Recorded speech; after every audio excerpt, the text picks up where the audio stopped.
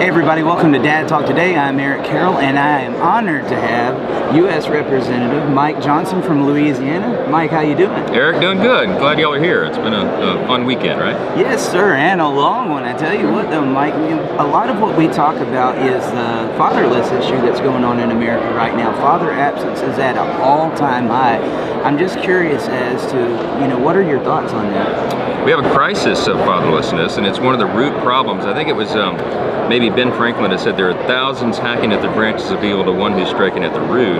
And one of the root causes of so many societal ills is this problem. And so I love that you're focusing on that. I think we need more attention paid to it and more people looking for innovative ways to help that. In Congress, you can incentivize certain behaviors, and you can disincentivize things on tax policy and other public policy. So we advocate a lot. I'm the vice chairman of the House Republicans, and we talk a lot about focusing national policy in a way that will encourage families to stay together, encourage that traditional marriage and family unit, because we know that that's what's best for every kid in every circumstance. So I got to geek out with you just a minute over there, talking about the national debt and inflation and all that. We look at the breakdown of the family. That's where most of the poverty happens. Yeah. Is when families split apart. And you mentioned the financial incentives that are sometimes given for, and they incentivize a breakup of the family. There's these welfare programs and the like. So, if we look at it from a policy perspective of keeping the family together, what would that do? How would that help our economy? Well, it would be huge, and every taxpayer in the country ought to have has a vested interest and ought to be deeply concerned about it, because every social science study for the last 60 years confirms that a child that's raised in a stable home with a mom and a dad does better in every measurable category of well-being. They're less likely to have a teen pregnancy or to get on drugs or drop out of school, to go to jail. They're much more likely to succeed in life and not to be dependent upon the government to provide for their needs. And so this is a really basic thing. It's not only the morally right thing to do to try to promote this for the spiritual well-being and physical well-being of people, but also for the fiscal well-being of the nation.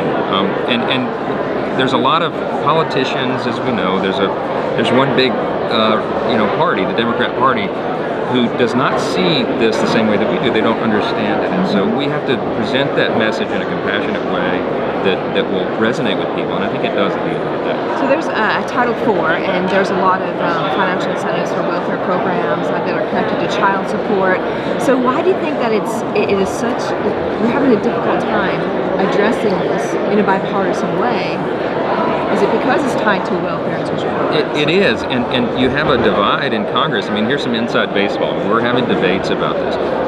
Some of our well-intended, seemingly well-meaning Democrat colleagues would look at us with dismay. We can't believe, you said you were a Christian, they'll say. Aren't you supposed to take care of the poor? Yes, individually we have a calling to do that. Individually, as families, as churches, we're supposed to do that. But it's not the job of civil government to take care of everybody from cradle to grave, and they don't.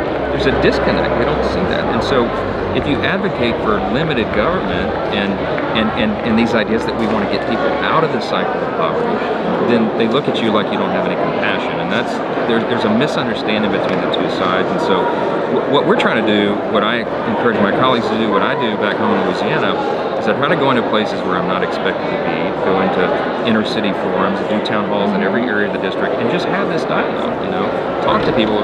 By the way, what does the Bible actually say about that? Because in my part of the world, everybody self-identifies as a Christian, but they've never understood those things in the context of what they are. And so, we have a lot of work to do, because people are raised on this idea that the government needs to do everything for everybody. And we know, because we were talking about earlier, we're going to cross the $28 trillion federal debt mark probably before we leave our land.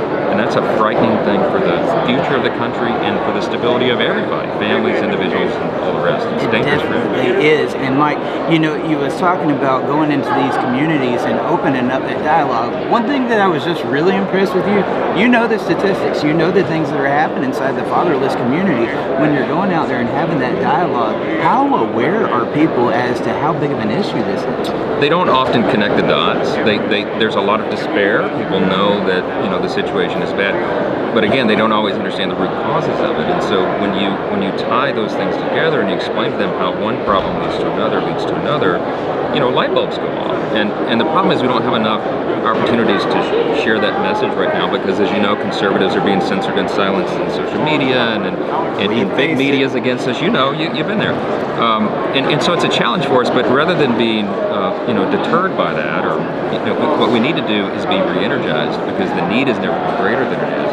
And there's a whole generation, couple of generations now of Americans who just don't have any frame of reference for this. Our job is to present that to them. You bring up a good point, is that they try to censor you, they try to cancel you, and I grew up on welfare, so I'm very critical of the welfare program, worked off of it. I'm called a racist, I'm called, I'm a woman, I'm called all these things. But it's very important that you look past that and you address these issues anyway. It sounds like that's exactly what you're doing. This doesn't have anything to do with race. I mean, it's completely a colorblind discussion and argument. It doesn't have anything to do with sex. It has to do with what's best for everyone, for human flourishing, right? All of us as individuals, as families, in our communities, you have to have the factors right in order for human flourishing to take place. And when government is doing too many things and is involved in every aspect of everybody's lives, it messes up the order. And so what we're trying to do is roll back government so that we can flourish in the way that we were designed to be. And it's an important conversation. You have to approach it with gentleness. You've got to go into these forums, understand there's a lot of acrimony out there today in politics. There's a lot of vitriol, but most of that is based on misunderstanding and confusion. So the more we can set that right, I think that the better we'll do. So I'd like to ask you something because you seem to be like dead on with everything you're saying. I got to be honest with you. A lot of the people that are being affected by this in the community, they're wanting some type of results.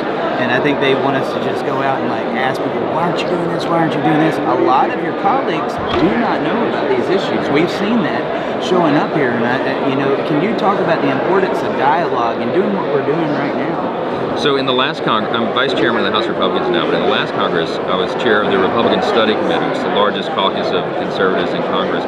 We spent a lot of time, because we were in the minority, the Democrats in charge of the House the last 2 years, we went back to the basics, to the foundations or the 7 core principles of conservatism, I call it. Individual freedom, limited government, the rule of law, peace and strength, fiscal responsibility, free markets, human dignity, which is what this is, the sanctity of every single human life. And I got all my colleagues, 148 of the conservatives in the House, to go back to the foundations, to the basics, and build the policy from there, right? We take for granted that everybody sort of knows these things, and a lot of people don't, even elected officials at local, state, federal levels. And so it's instructive for us to go back to those core ideals and principles. They are Republican principles, of course, but more fundamental than that, they're American principles. Even more fundamental than that, these are the principles, again, of human flourishing, of what make us human. Created in God's image, as the founder said, right? Endowed with all these inalienable rights. We have to exercise those rights with responsibility, and you have to have an understanding of those basic foundations before you build the policy out. And once you get everybody recalibrated, they go, oh, and then the light bulbs go off, and there's a lot of productive work that can happen. We produced a 400-page policy manual called the Republican Playbook for a conservative playbook for a Republican-led majority. When we take the Congress back in 2022, which I'm convinced we will, we're going to run the playbook. And those policies, 400 pages of it, answers to all the big challenges facing the country are grounded in these core ideals. And that's going to be a big difference to what you've seen in the past.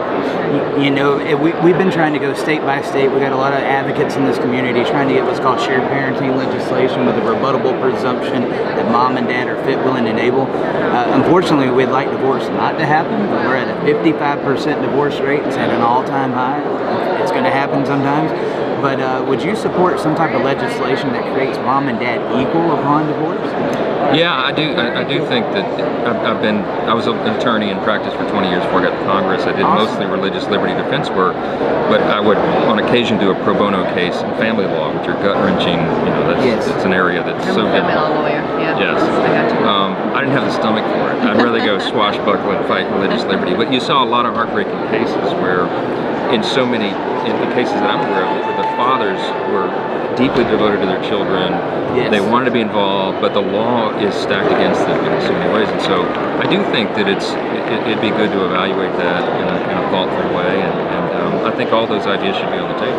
In a legislative effort, other than shared parenting, what are some other things that you think we could do to try to get some results and alleviate this?